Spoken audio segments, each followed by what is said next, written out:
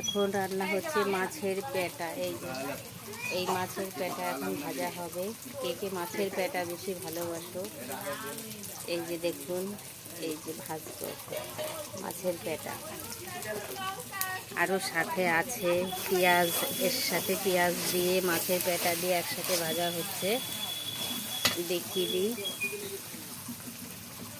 এই যে হচ্ছে সাথে পেঁয়াজ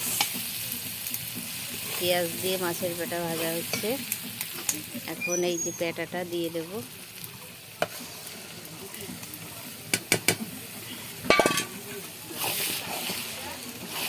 এই মাছের পেটা কার কার কাছে ভালো লাগে সবাই কমেন্ট করে জানাবেন। আমার কাছেও তো খুব ভালো লাগে। এখন এই পেটা দিয়ে পেঁয়াজ দিয়ে ভালো করে ভেজে নেব।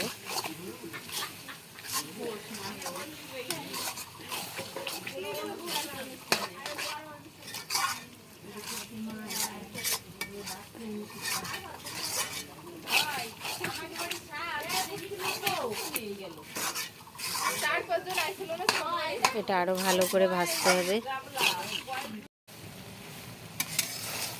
এই যে দেখো, পেটা কিন্তু ভাজা হয়ে গেছে। কার কার কাছে পেটা ভালো লাগে সবাই বলবে।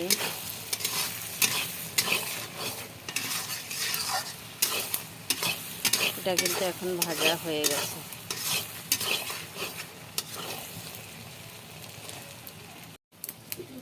তাহলে সবাই ভালো থাকবে। দেখে তো কিভাবে আজকে মাছের পেটা দিয়ে খাওয়া হবে, কিভাবে ভাজছি। তাহলে সবাই ভালো থাকবে।